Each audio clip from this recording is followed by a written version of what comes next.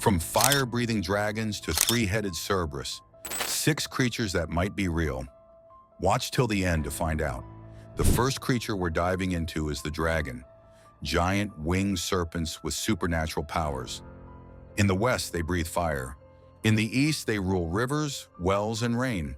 They live for centuries, wield magic and wisdom, and some say, speak every language on earth. Western dragons lurk in caves and cliffs. Evil beasts, bringers of fire and ruin. Greedy, proud, they hoard gold and devour maidens. Heroes slay them for glory, treasure, or love. But in the east, dragons are revered. Emperor Liu Bang, founder of the Han Dynasty, claimed he was conceived after his mother dreamed of one. The Yellow Emperor himself was said to ascend to heaven, transformed into a dragon. Even Vietnam traces its people to a dragon and a fairy. In the West, Tolkien gave us Smaug, and Wales still bears a red dragon on its flag. Across Europe, dragons became both terror and symbol. But what about their bones? In 300 BC, Chinese scholar Chang Ku recorded dragon bones in Sichuan. For centuries, they were ground for medicine. Modern science revealed the truth. Fossils of extinct animals, like Hipparion, an ancient horse. Skeptics say dragon myths came from reptiles, Komodo dragons, crocodiles, iguanas. But that doesn't explain the dragon legends of Scandinavia, a land where such creatures never lived. Are dragons enemies to be slain, or guardians in disguise? The next creature, the Griffin, guarded treasure with the strength of a lion and the wings of an eagle. Body of a lion, head and wings of an eagle. Its talons, as large as ox horns. Its feathers, big enough for arrows. The Griffin guarded gold. It was also a shield against evil, witchcraft, even slander. In Harry Potter, Gryffindor means golden griffin, but the myth is far older. The Greeks called them the hounds of Zeus. They dwelled in Hyperborea, a land of endless sun, where Apollo spent his winters. There they guarded rivers of gold, forever at war with the Arimaspi, one-eyed horsemen who came to steal it. In Egypt, they have a head of a falcon and are linked to Horus. Art shows them trampling enemies, symbols of Pharaoh's victory, even pulling royal chariots. In the Middle Ages, the griffin became a Christian symbol of Christ. Two natures, human and divine, earth and sky. They were said to mate for life, a symbol of loyalty and of marriage. But were griffins real? Medieval Europe thought so. St. Cuthbert's shrine displayed 2 claws and 2 eggs. The claws later proved to be ibex horns. Across Europe, griffin claws were carved into goblets. Charlemagne owned one, still preserved in Paris. King Henry had another kept in Brunswick Cathedral until the 20th century. Not everyone believed. Folklorist Adrian Mayer suggests griffins were born from fossils, beaked dinosaurs like Protoceratops. No wings, but sharp, eagle-like snouts. And because fossils lay near gold, myths spread of griffins guarding treasure. Would you dare to steal from a griffin's hoard? But not all beasts hoarded riches. The next creature, the Minotaur, was trapped in a labyrinth beneath Crete. Half man, half bull. Born from a cursed union between Queen Pasiphae of Crete and a divine bull. King Minos was horrified. He locked the monster in a twisting maze, the labyrinth. But the beast demanded blood. Every 9 years, Athens paid tribute, 7 young men, 7 young women, all sent to die. Then came Theseus, Prince of Athens. He vowed to end the terror. In Crete, Princess Ariadne gave him a secret weapon. Not a sword, but a ball of string. Tie it at the entrance. Unwind it through the maze. Follow it back out. Theseus entered the shadows. The Minotaur waited. Some say he crushed the beast with his bare hands. Others claim he used his father's sword. Either way, the monster fell.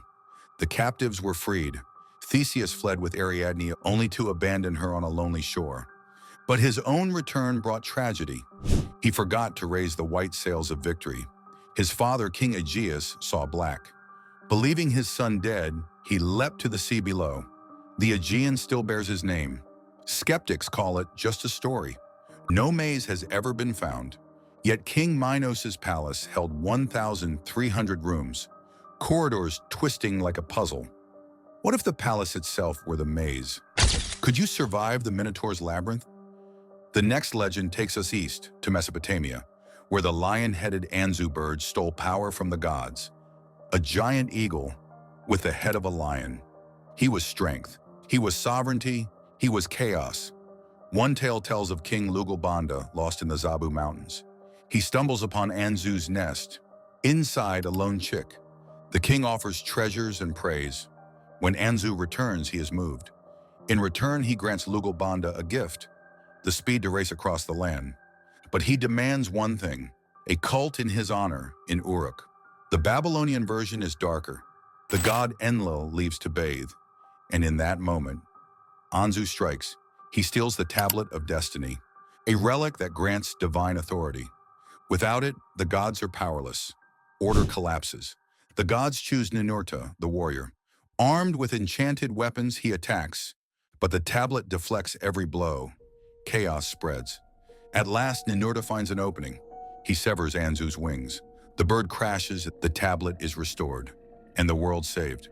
Would you have fought the Anzu bird or fled from its wings of chaos?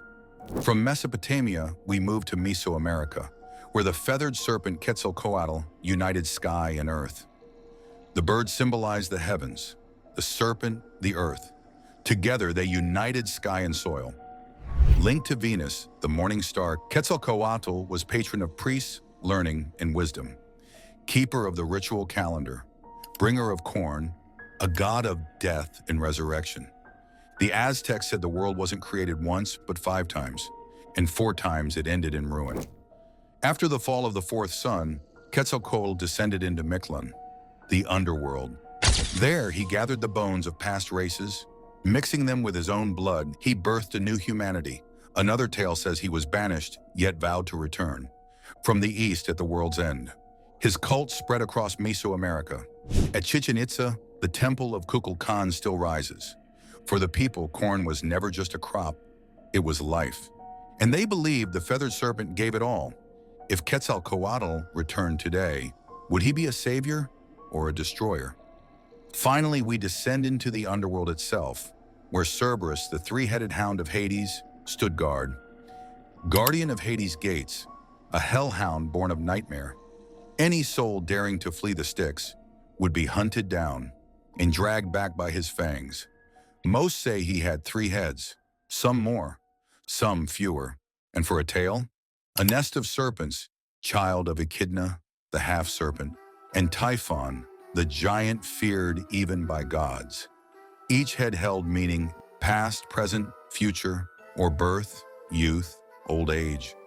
All craving the flesh of the living. The dead could enter freely, but none could ever leave. Even gods feared him. Yet one mortal was sent to bring him back, Heracles. For his final labor, weapons were forbidden, so he prepared. He entered the Eleusinian mysteries, rituals teaching passage through the underworld. Guided by Athena and Hermes, he crossed the Styx. There he saw tragedy, Theseus and Pirate House, trapped forever for daring to seize Persephone. At last, Heracles stood before Hades. The god agreed, take Cerberus. If you can subdue him bare-handed. The beast lunged. 3 heads snapping, serpents writhing. Heracles wrestled him down, dragged him to the surface. King Eurystheus, terrified, leapt into a jar. Heracles returned Cerberus to his post, and the legend was sealed. Would you dare face Cerberus without a weapon? From dragons to Cerberus, each legend asks us the same thing. Which of these creatures would you fear most if it stood before you? Share your answer below and join us next time for more myths brought to life.